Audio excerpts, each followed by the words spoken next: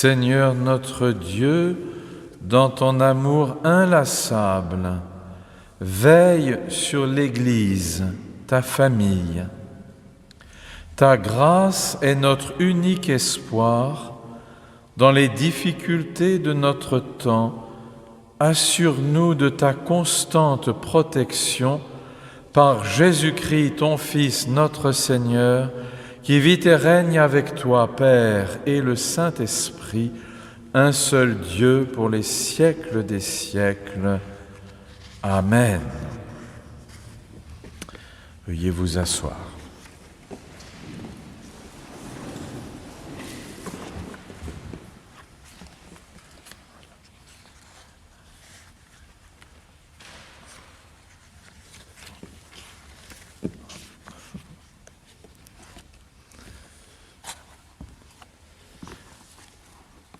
Pour ce dimanche, la lecture de l'Épître se fait dans la lettre de Saint Paul, apôtre du Seigneur aux Romains, au chapitre 8, les versets 31 à 34. Romains 8, 31-34. Que dirons-nous donc ? Si Dieu est pour nous, qui sera contre nous ? Lui qui n'a point épargné son propre Fils, mais qui l'a livré pour nous tous, comment ne nous donnera-t-il pas aussi toutes choses avec lui ? Qui accusera les élus de Dieu ? C'est Dieu qui justifie. Qui les condamnera ? Christ est mort. Bien plus, il est ressuscité. Il est à la droite de Dieu et il intercède pour nous.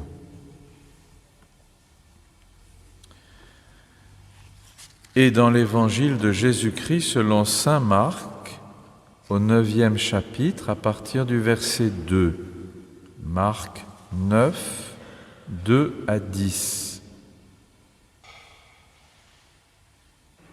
6 jours après que Jésus eut dit à ses disciples que quelques-uns de ceux qui sont ici ne mourront point qu'ils n'aient vu le royaume de Dieu venir avec puissance.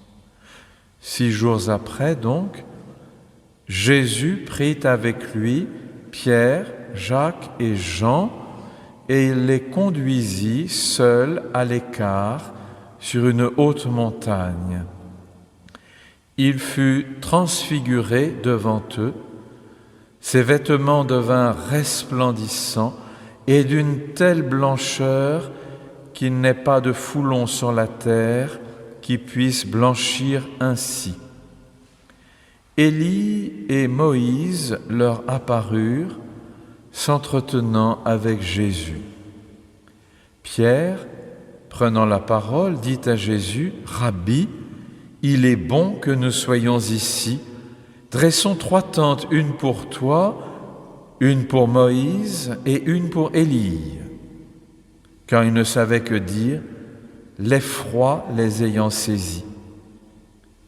Une nuée vint les couvrir, et de la nuée sortit une voix, « Celui-ci est mon Fils bien-aimé, écoutez-le. » Aussitôt, les disciples regardèrent tout autour, et ils ne virent que Jésus seul avec eux.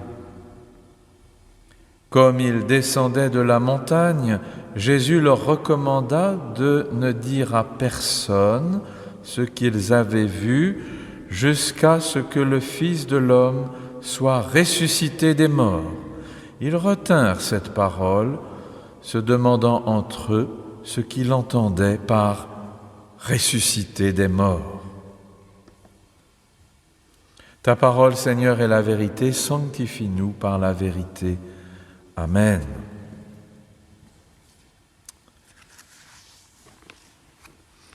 Dans le livre de Cantiques, nous prenons le numéro 142,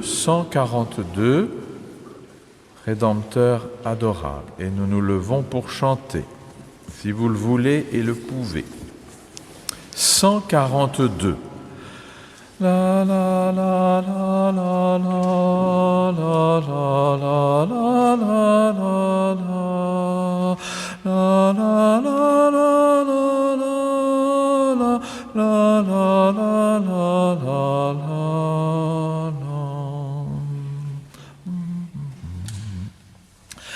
Rédempteur adorable, sur la croix attaché, traité comme un coupable,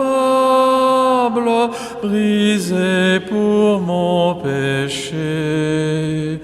Ton angoisse suprême, ta douleur, ton tourment, me disent, vois, je t'aime, j'ai pris ton châtiment. Abandonné du Père, toi qui n'es que bonté, tu bois la coupe amère pour mon iniquité. Le sang de tes blessures, ta couronne de roi, toutes ces meurtrissures, tu les subis pour moi. Ton amour me réclame, me voici, bon Sauveur.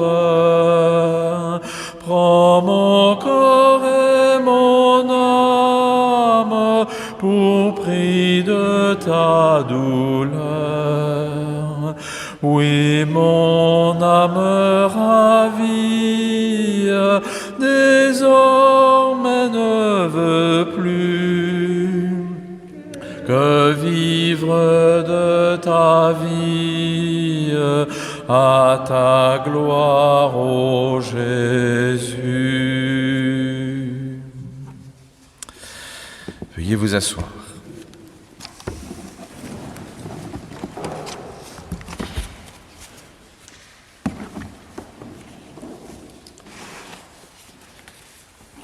Pour ces trois jeunes gens, parmi les premiers des disciples de Jésus, entrer dans sa prière, monter avec lui sur la montagne, participer à l'événement de sa transfiguration, a probablement suscité plus de crainte que de joie.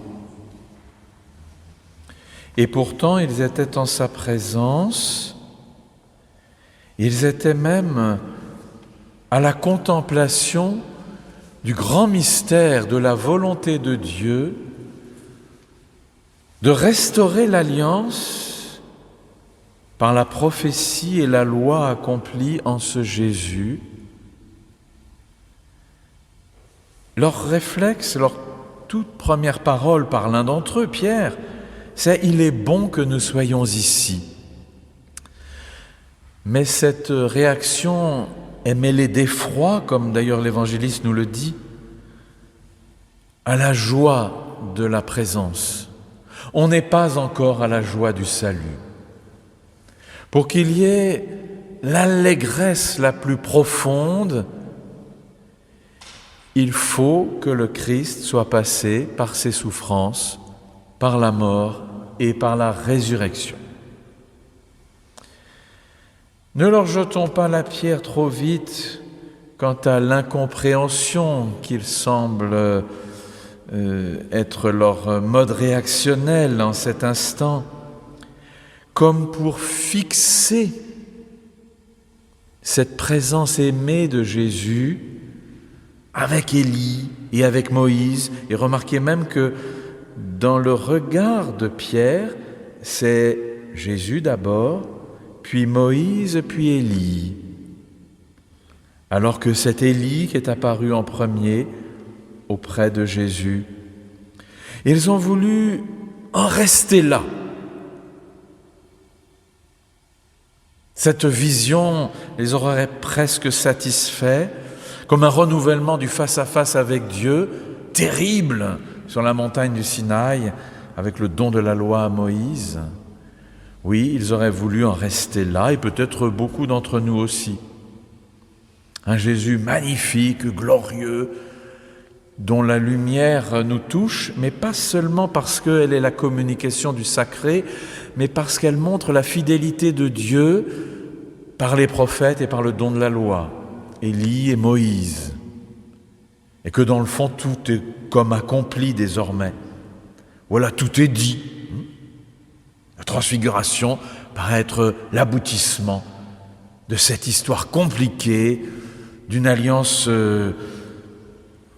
souvent contredite par le péché de l'homme, mais que Dieu a maintenu en quelque sorte jusqu'au bout. Eh bien non, on n'est pas au terme du chemin.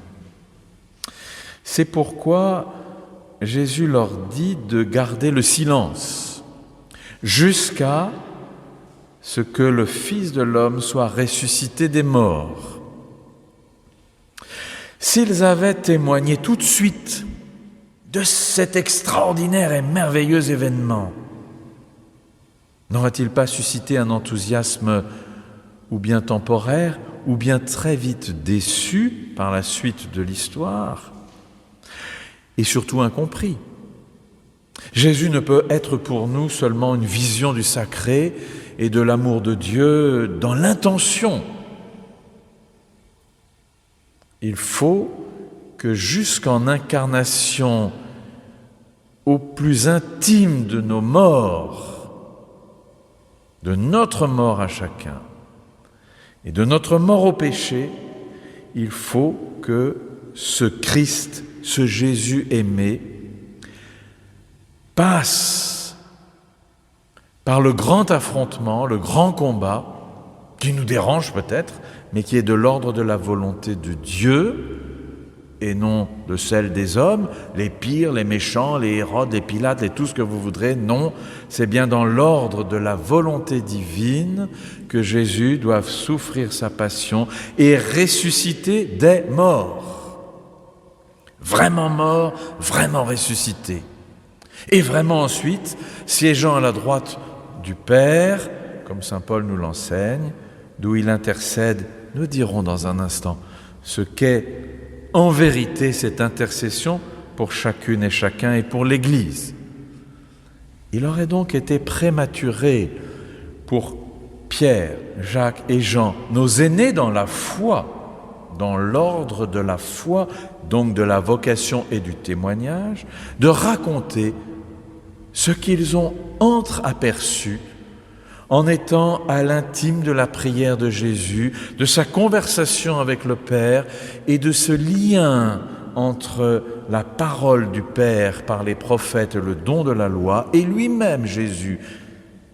En quelque sorte, on pourrait même dire qu'il y manque pour l'heure le dynamisme de l'esprit qui va rassembler les croyants. Parce que les croyants ne sont pas rassemblés simplement parce qu'on leur raconte que Jésus est Dieu, ou que Dieu a l'intention de sauver l'humanité, mais les croyants existent uniquement parce que l'Esprit suscite l'adhésion de foi au crucifié ressuscité. Pierre, Jacques et Jean vont tenir bien la parole. Littéralement, c'est cela, ils retinrent cette parole. Ils tinrent bien la parole du silence. Pour une fois, ce sont des modèles d'obéissance et non de contradiction au projet de Jésus. Pour une fois, ils font ce que Jésus leur demande. Et c'est bien ainsi, parce qu'une prédication de la parole vivante de Dieu doit être celle d'un Christ incarné dans l'histoire de l'Alliance, souffrant sa passion, étant crucifié et ressuscité des morts. Leur joie ne peut donc être parfaite encore. La joie, c'est celle de l'Église qui connaît l'offrande totale, accomplie, aimante que Jésus a faite sur la croix. Nul ne peut s'affranchir, s'il veut être rejoint par l'amour de Dieu, de passer par la croix avec lui, de passer par le tombeau, de passer par la résurrection des morts. C'est la foi chrétienne. Sinon, c'est une foi antérieure, une foi qui simplement a la vision d'une anticipation. Non, nous les chrétiens, en Église, nous sommes de l'après-crucifixion et résurrection. Saint Paul, dans l'Épître aux Romains, nous dit donc que Dieu n'a point épargné son propre Fils, mais qu'il l'a livré pour nous tous. Et il ajoute, comment ne nous donnera-t-il pas aussi toutes choses avec lui?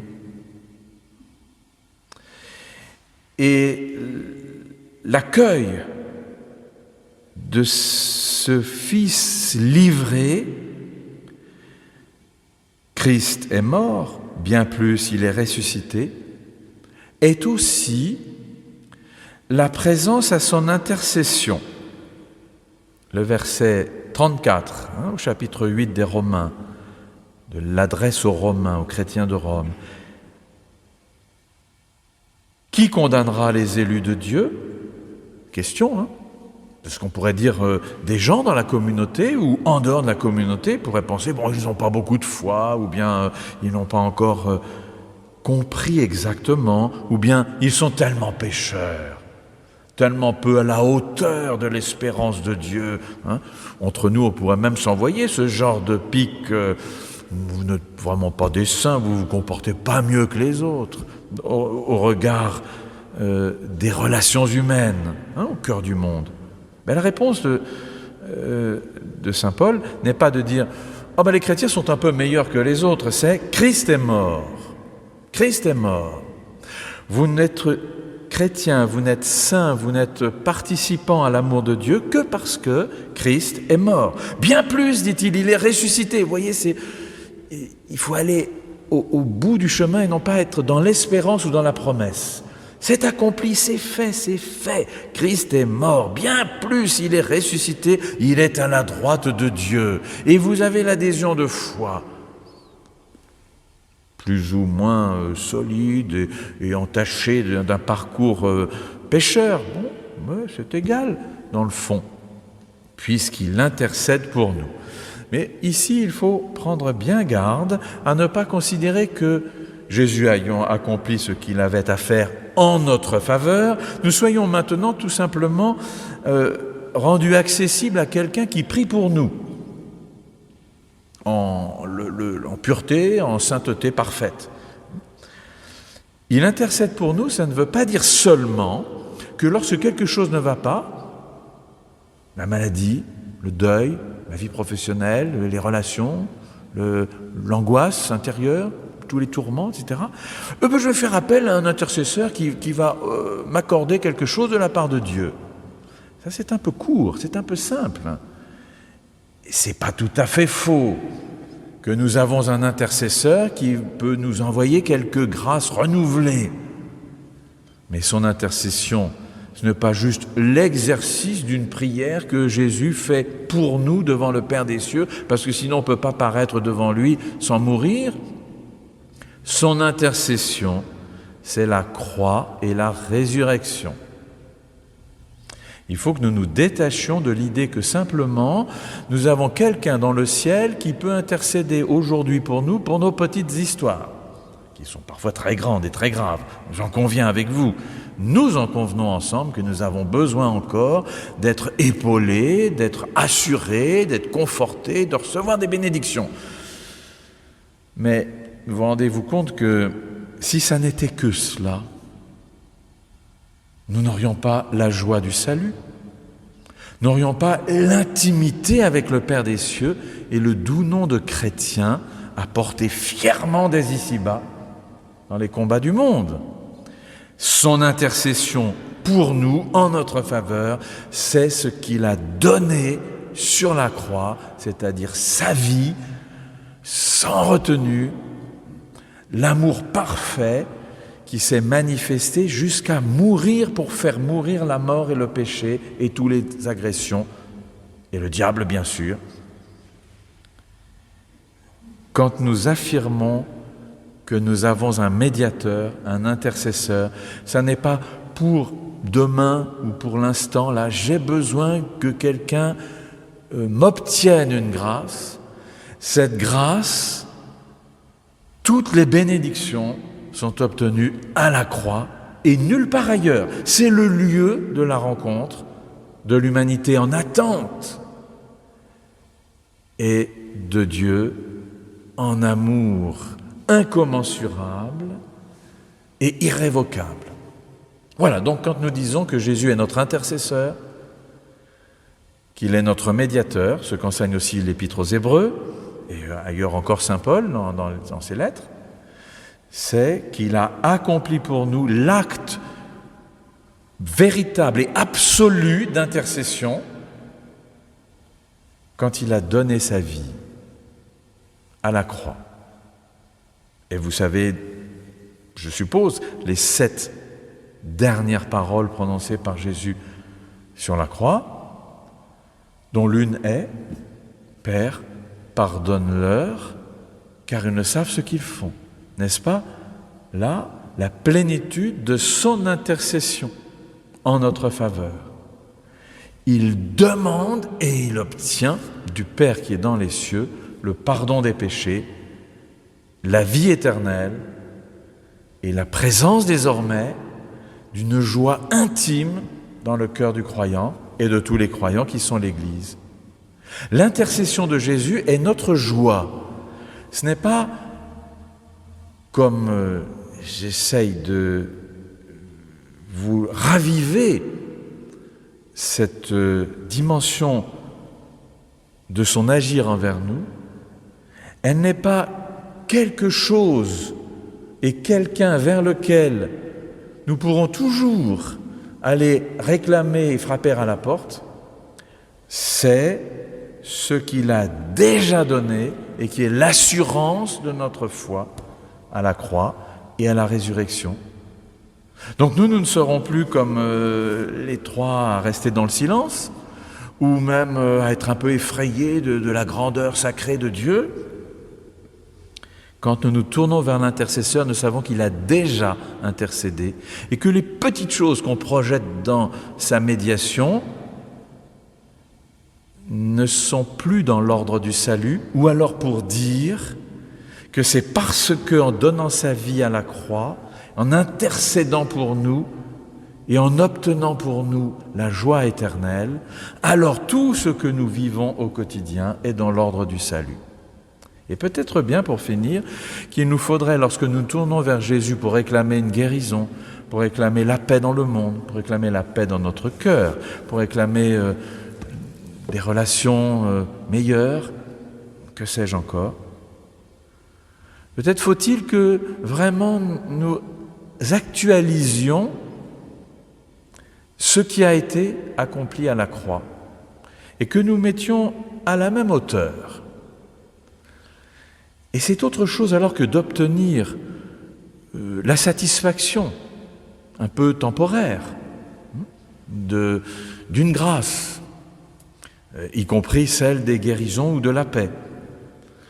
C'est faire entrer le royaume de Dieu dans ces petites considérations, ou grandes et graves, encore une fois. Maladie, deuil, ce n'est pas des choses à considérer de manière anodine ou à écarter, bien évidemment. Mais pourquoi, lorsque nous prions, implorons, supplions le Seigneur Jésus, nous en sommes encore à espérer uniquement la résolution de nos problèmes, l'apaisement de nos tourments? Il s'agit de faire advenir le royaume de Dieu,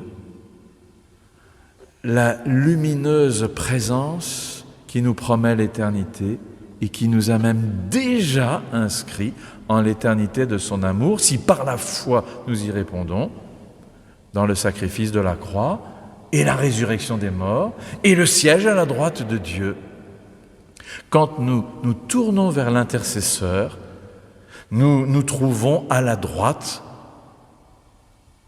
du Père et nous contemplons son royaume qui vient et nous disons « Adviens Seigneur pour nos guérisons, pour nos tourments, pour tous nos problèmes.